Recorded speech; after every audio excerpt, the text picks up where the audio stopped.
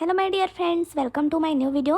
कैसे हैं आप सभी? आई होप आप सभी अच्छे होंगे। स्वागत करते हैं आप सभी का सीजी जॉब अपडेट के एक और नए वीडियो में। तो आज इस वीडियो में हम बात करने वाले हैं छत्तीसगढ़ में जारी 2 नई भर्तियों के बारे में।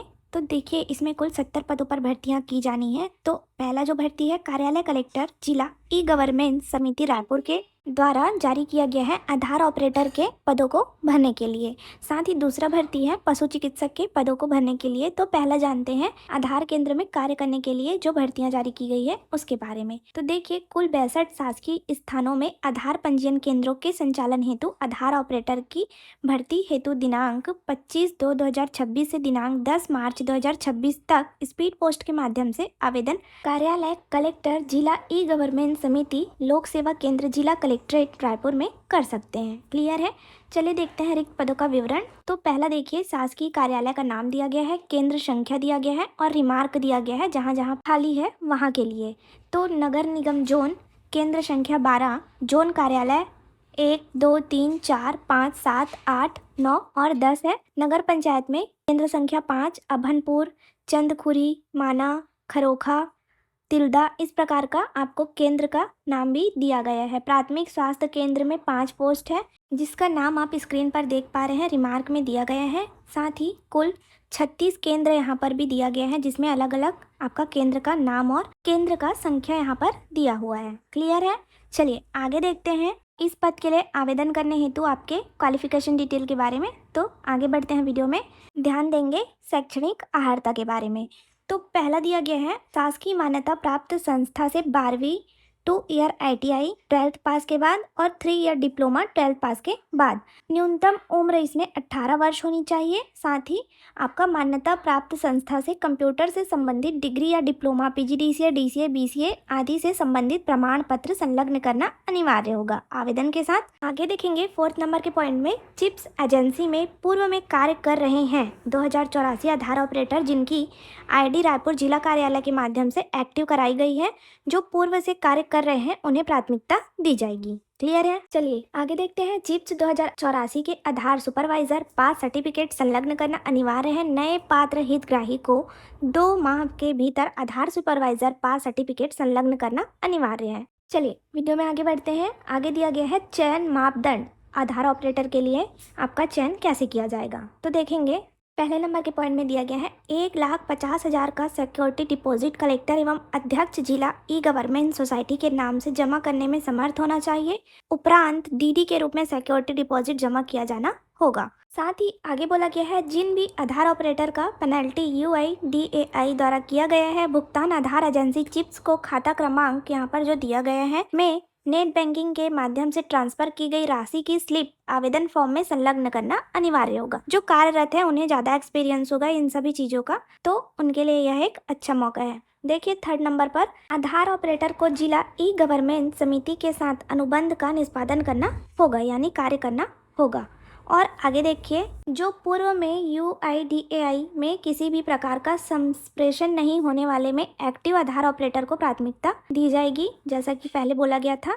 और जिला कार्यालय, SDM कार्यालय, तहसील, निगम एवं जोन, नगर पालिका, नगर पंचायत, ग्राम पंचायत, अन्य शासकीय कार्यालय में कार्यरत आधार ऑपरेटर को संबंधित अधिकारी से कार्य संतोषजनक प्रमाण पत्र लिया जाएगा। प्रतिवर्ष के अनुभव के आधार पर 5 अंक अधिकतम 25 अंक दिया जाएगा और अधिक संख्या में आवेदन प्राप्त होने की स्थिति में 1/3 आवेदक को काउंसलिंग में मूल दस्तावेजों के साथ उपस्थित होने को सूचित किया जाएगा। क्लियर है? और देखिए and the last, Aadhaar operator की रुचि की अभिव्यक्ति में आवश्यकता पड़ने में इंटरव्यू कराया जाएगा। क्लियर है? चलिए अब आगे देखते हैं। इसमें वेतनमान के बारे में निर्देश दिया गया है। यहाँ पर नोट, आधार ऑपरेटर को इस कार्यालय में किसी भी प्रकार का वेतन दे नहीं होगा, केवल चिप्स कार्यालय के पत्र क्रमांक लिखा हुआ है बिंदु 6 अनुसार सेवा शुल्क आम नागरिकों से लिया जाना होगा। अधिक जानकारी के लिए वेबसाइट से संपर्क किया जा सकता है। अगर आप इस पद पर आवेदन के इच्छुक हैं तो आवेदन पत्र का फॉर्मेट आपको PDF के लास्ट पेज पर देखने को मिल जाएगा, जैसा कि आप स्क्रीन पर देख पा रहे हैं। साथ ही अगर आप योग्यता रखते हैं तो जरूर आवेदन करिए, क्योंकि यह अनुभव का एक अच्छा मौका होने वाला है। अगर आप लोकल रायपुर से हैं तो यह आपके लिए एक अच्छा जॉब अपॉर्चुनिटी होने वाला है। क्लियर है? बढ़ते हैं नेक्स्ट अपडेट की ओर। तो देखिए इसमें सहायक पशु चिकित्सा क्षेत्र अधिकारी का 8 रिक्त पद सम्मिलित हैं।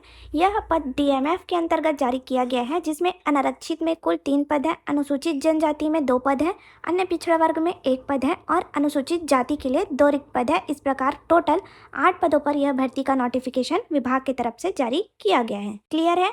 इसमें देखिए वेतनमान मैट्रिक्स लेवल 6 के अकॉर्डिंग आपका 23,350 रुपये पर मंथ सैलरी होने वाला है।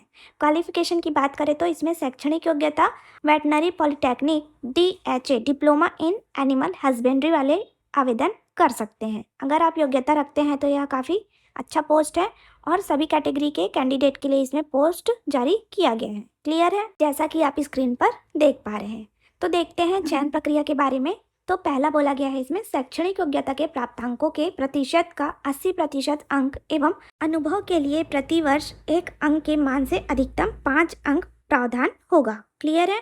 देखिए शासकीय अर्धशासकीय संस्थाओं में कार्य अनुभव ही मान्य होगा और साक्षात्कार के लिए 15 अंक निर्धारित किया गया है। सेकेंड नंबर पर देखते हैं उक्त पद हेतु अंतिम चयन सूची शैक्षणिक योग्यता के प्राप्तांक के प्रतिशत का 80% अंक एवं अनुभव तथा साक्षात्कार के प्राप्त अंकों को जोड़कर सूची बनाई जाएगी। इसमें किसी भी प्रकार का लिखित और मौखिक परीक्षा का प्रावधान नहीं है। आगे देखते हैं, जानते हैं कि यह भर्ती कहाँ से जारी किया गया है और आवेदन कब से कब तक करना है। तो ध्यान देंगे, कार्यालय उप संचालक पशु चिकित्सा सेवाएं जिला बीजापुर छत्तीसगढ़ के अंतर्गत पशु चिकित्सा क्षेत्र अधिकारी के पदों को भरने के लिए यह भर्ती जारी किया गया है। इसमें आवेदन करने के लिए आपको दिनांक 18 मार्च 2026 को सुबह 11 बजे से शाम 5:30 तक समय दिया गया है। साथ ही आवेदन ऑफलाइन करना है तो शैक्षणिक एवं आवश्यक दस्तावेजों का आवेदन पत्र का एक सेट स्वप्रमाणित छाया प्रतियों के साथ रजिस्टर्ड डाक या स्पीड पोस्ट के माध्यम से आवेदन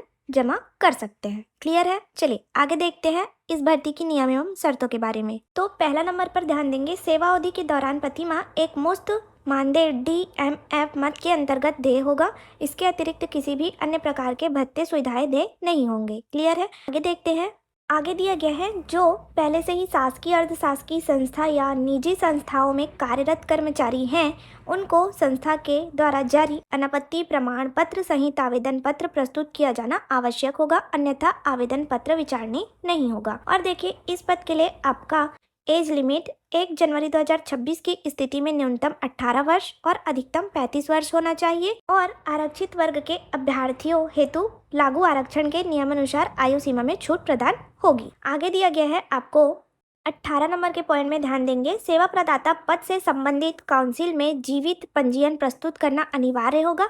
जीवित पंजीयन नहीं होने पर आवेदन पत्र निरस्त कर दिया जाएगा। और देखिए आवेदन पत्र कैसे संलग्न करना है उसका क्रम भी यहाँ पर दिया गया है। तो आवेदन पत्र निर्धारित प्रारूप में सेकेंड एनिमल हस्बेंड्री डिप्लोमा प्रमाण पत्र, तीसरा है निवास प्रमाण पत्र, फिर जाति प्रमाण पत्र आरक्षित वर्ग के लिए, और 5वें नंबर पर शैक्षणिक योग्यता प्रमाण पत्र, 10वीं की अंक सूची जन्म प्रमाण पत्र के लिए, 12वीं की अंक सूची, 6वां रोजगार पंजीयन और 7वें नंबर पर अनुभव प्रमाण पत्र एवं अन्य प्रमाण पत्र संलग्न करना होगा। क्लियर है। आवेदन करने के लिए आवेदन पत्र का प्रारूप PDF के लास्ट पेज पर दिया गया है। इसको भर के आपको सही पता पर स्पीड पोस्ट करना होगा।